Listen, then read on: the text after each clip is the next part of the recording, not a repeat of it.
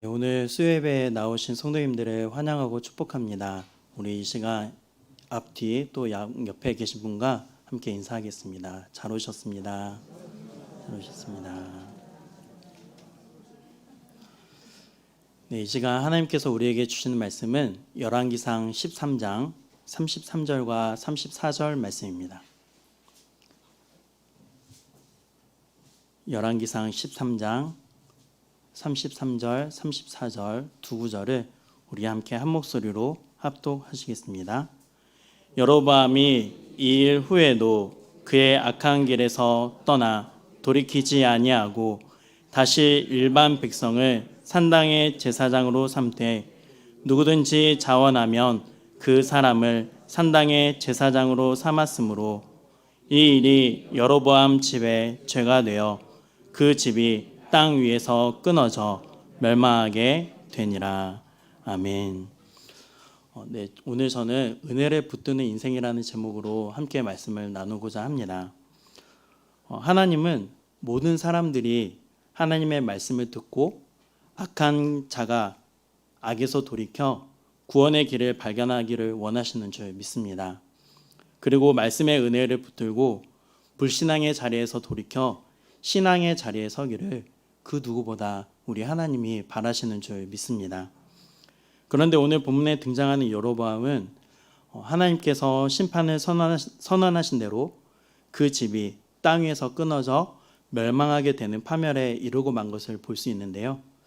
이렇게 안타까운 상황이 펼쳐진 이유가 있습니다. 그 이유는요, 바로 하나님께서 여로보암에게 회개할 기회를 여러 차례 주신 그 은혜에도 불구하고 그가 악한 길에서 돌이키지 않았기 때문입니다. 사랑하는 성도 여러분, 저는 오늘 여러분과 함께 이 여로보암이라는 인물을 살펴보면서 하나님께서 우리에게 회개의 기회를 주시는 것이 바로 은혜임을 알기를 원합니다. 그리고 우리가 이 세상을 살아가면서 붙잡을 수 있는 수많은 것이 있을 텐데요. 그것들을 붙잡는 것이 아니라 하나님께서 베풀어 주시는 그 은혜만을 붙들고 살아가는 저와 여러분이 되시기를 주님의 이름으로 축복합니다. 먼저 오늘 본문 33절을 보시면요, 여로보암이 이 일 후에도 그의 악한 길에서 떠나 돌이키지 않았다라고 하는데요. 이 말씀을 생각해 보면 여로보암이 죄를 지었지만 회개의 기회가 있었다라는 것을 우리는 알 수 있습니다. 그러면 앞에 어떤 일들이 있었으며 여로보암은 어떤 악을 행했던 것일까요? 이어지는 말씀을 보면 일반 백성들 중에 누구든지 자원하는 자가 있으면 그 사람을 제사장으로 삼았다는 것을 알 수 있습니다. 하나님은 모세를 통해서 레위 지파의 자손들 중에 제사장을 세울 것을 분명하게 명령하셨습니다. 그러나 여로보암은 오로지 자신의 이익을 위해 하나님께서 명령하신 것을 어긴 것입니다. 그래서 34절, 이 일이 여로보암의 가문의 죄가 되었고요, 그 집이 땅 위에서 끊어져 멸망하게 되니라. 즉 하나님의 말씀에 불순종한 이에게 기다리는 것은 바로 가문의 멸망이었습니다. 여러분, 여로보암이 누구입니까? 솔로몬의 종에 불과했던 사람이었습니다. 그러나 하나님은 솔로몬의 범죄로 인해서 이스라엘을 나누어 솔로몬의 종이었던 이 여로보암에게 주시기로 결심하셨습니다. 그렇게 솔로몬의 종에 불과했던 여로보암은 하나님의 주권적 뜻에 따라 왕으로 세워졌습니다. 그리고 하나님은 이미 아이야 선지자를 통해서 이 여로보암에게 전하신 언약이 있었습니다. 바로 열왕기상 11장 38절의 말씀인데요. 우리 함께 읽어보도록 하겠습니다. 내가 만일 내가 명령한 모든 일에 순종하고 내 길로 행하며 내 눈에 합당한 일을 하며 내 종 다윗이 행함같이 내 율례와 명령을 지키면 내가 너와 함께 있어 내가 다윗을 위하여 세운 것 같이 너를 위하여 견고한 집을 세우고 이스라엘을 내게 주리라. 아멘. 여러분, 하나님께서 여로보암에게 다윗이 행함같이 하라고 말씀하시잖아요. 그런데 이 말은 너 다윗 알지? 내 마음에 합한 종 다윗이 한 대로 너 완벽하게 살아야 돼. 너 완벽하게 내 율례와 명령을 지키면서 살아야 돼. 내가 말한 것은 100%다 지켜야 돼. 이런 말씀일까요? 그렇지 않습니다. 다윗도 얼마나 실수를 많이 했습니까? 그러니 하나님께서 여로보암에게 이렇게 말씀하신 이유는요, 100% 완벽하게 살라는 말씀이 아닙니다. 너도 다윗처럼 실수할 수 있어. 하지만 그 목표와 방향이 늘 하나님의 중심이 된다면, 그래서 실수했을 때 네가 회개한다면 용서해주고 눈 감아주면서 여로보암 너의 집안이 왕위에 견고하게 세워지도록 은혜를 베풀어 줄 거야. 바로 이런 의미인 것입니다.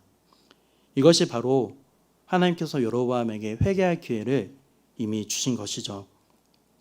그러므로 여로보암은 이 아이야 선지자를 통해서 받은 이 약속의 말씀을 기억해야 했습니다. 그런데요, 여로보암은 하나님의 약속의 말씀을 따라서 살았을까요? 왕이 된 여로보암이 가지고 있었던 고민들을 살펴보면요, 여로보암이 어떻게 살았는지를 알 수 있는데요, 그는 불행하게도 하나님께서 약속하신 이 은혜를 누릴 수가 없었습니다. 이제 여로보암이 왕이 되고서 어떤 잘못을 했는지 한번 살펴보도록 하겠습니다. 이 북이스라엘의 왕이 된 여로보암은 고민이 있었습니다.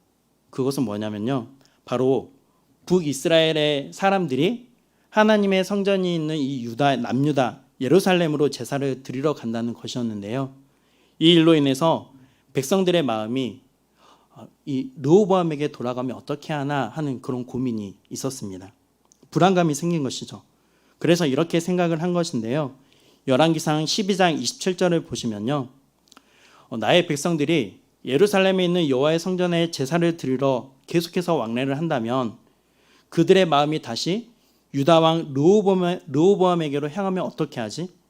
그렇게 해서 나를 죽이면 어떡하지? 하는 그런 불안한 생각이 있었습니다. 이처럼 여로보암은 백성을 르호보암에게 빼앗길까 봐 두려웠습니다. 그래서 수단과 방법을 가리지 않고 백성들이 예루살렘 성전으로 가는 것을 막고자 했습니다. 그래서 예루살렘 성전을 대체할 수 있는 성전과 또 산당과 제사를 생각해냈죠. 그 생각을 따라 북이스라엘 땅에 금송아지 우상 2개를 만들었는데요, 하나는 맨 아래쪽 남부 지역에 베델에 두었고요, 또 하나는 맨 위쪽 북부 지역인 단에 두었습니다. 그래서 북이스라엘 백성들은 마다하지 않고 베델과 단에서 금송아지를 섬기기 시작했습니다. 이처럼 여로보암은 자신의 정치적 유익을 위해서 백성들이 예루살렘으로 제사를 드리러 하나님을 예배하러 가지 못하도록 막았습니다. 게다가 금송아지 우상이 자신들을 애굽에서 이끌어낸 신이라고 하면서 우상 숭배의 죄를 범하게 만들었고요, 레위인이 아닌 일반 백성들 중에서 그 사람들을 뽑아서 누구든지 원하는 사람이라면 산당의 제사장으로 삼고 또 절기도 자기 마음대로 만들어서 지키도록 했습니다. 이렇게 여로보암은 자신뿐만 아니라 이스라엘 백성들까지 하나님 앞에서 범죄하도록 만들고 말았습니다. 이렇게 하나님의 말씀을 어김으로 하나님의 마음을 슬프게 만들었습니다. 여러분, 여기서 우리가 한 가지 생각해 봐야 할 것이 있는데요, 지금 이 여로보암과 이스라엘 백성들을 비교해 보면요, 지금 누구의 마음이 흔들리고 있는 것입니까? 여로보암이죠. 이스라엘 백성들은 그저 자신들이 늘 해왔던 대로 하나님을 섬기고 있을 뿐이었습니다. 그런데 여로보암은요, 이스라엘 백성들의 선택을 받은 여로보암은 그 마음이 하나님을 향해야 했습니다. 하지만 그의 마음은 백성들의 인기와 지지를 향해 있었습니다. 이것을 생각해 보니 여로보암이 가장 먼저 자신이 생각해야 했을 것은요, 가장 먼저 돌아봐야 했던 것은요, 백성들의 마음이 돌아서는 것을 걱정하는 것이 아니라 바로 자신의 마음이 어디로 향하고 있는지를 돌봐야 했다고 저는 생각합니다. 그리고 하나님께서 아이야 선지자를 통해 자신에게 했던 말씀들을 기억했다면 어땠을까 하는 그런 안타까운 마음이 들었습니다. 여로보암이 약속의 말씀을 믿고 의지했다면요, 그의 마음은 하나님과 사람 사이에서 결코 흔들리지 않았을 것입니다. 여러분, 이것을 통해서 우리가 알 수 있는 것은 바로 이것입니다. 우리도 하나님의 말씀을 듣고 마음판에 새기지 않고 그것을 계속해서 묵상하지 않으면요, 그래서 그냥 하나님의 말씀을 흘려보낸다면요, 하나님의 말씀이 아닌 우리의 마음이 원하는 대로 행동하게 된다는 것입니다. 그리고 결국 여로보암처럼 하나님을 떠나 죄를 짓게 되겠죠. 계속해서 모양은 있지만, 신앙의 모양은 있지만 그 내용은 없는, 하나님의 마음을 계속해서 슬프게 하는 그런 비참한 인생을 살아가게 될 것입니다. 하지만 우리가 하나님의 말씀을 붙들고요, 그 말씀에 희망을 걸고 살아가면요, 하나님께서 함께 하시는 복과 은혜를 경험하게 될 줄 믿습니다. 그리고 그렇게 살아가는 우리의 모습을 보고 많은 사람들이 기뻐하게 될 줄 믿습니다. 저는 바로 이것이 진정한 은혜를 붙드는 인생이라고 생각을 합니다. 사랑하는 성도 여러분, 우리는 다른 그 무엇보다 하나님의 말씀을 붙들고 살아가면 좋겠습니다. 그렇게 하나님의 말씀을 신뢰함으로 나 자신의 삶이 변화되고 성장하고 성숙해 가고요, 이러한 우리의 모습이 우리의 가정과 부문 공동체와 일터에서도 그 구성원들 모두에게 거룩한 영향력을 끼치며 영적인 유익과 기쁨을 안겨주는 저와 여러분이 되시기를 주님의 이름으로 축복합니다. 여러분, 여로보암은 하나님께서 주신 약속의 말씀을 붙들지 않았습니다. 그러니 하나님께서 주시고자 하는 그 약속의 은혜를 누릴 수가 없었죠. 그래서 하나님이 어떻게 하시냐면요, 여로보암에게 전할 징계의 말을 하나님의 사람에게 주셨습니다. 이것은 하나님께서 여로보암에게 다시 한번 회개의 기회를 허락해 주신 은혜입니다. 그래서 하나님의 사람이 하나님의 말씀을 가지고 유다에서 베델로 갔습니다. 그런데 때마침 여로보암이 분향하기 위해서 그 제단 앞에 서 있는 거예요. 정말 하나님의 타이밍이 기가 막히지 않습니까? 하나님이 효과적으로 여로보암에게 말씀을 전달하기 위해 시간을 맞추신 것 같습니다. 하나님의 사람은 후에 이 다윗의 가문의 요시아라는 인물이 태어나게 되는데, 그가 이 제단을 헐 것이라고 예언을 합니다. 이 예언은 308년 후쯤에 정확하게 성취되었는데요, 이 예언을 그 당시에 듣고 있던 여로보암은 어땠을까요? 황당했겠죠.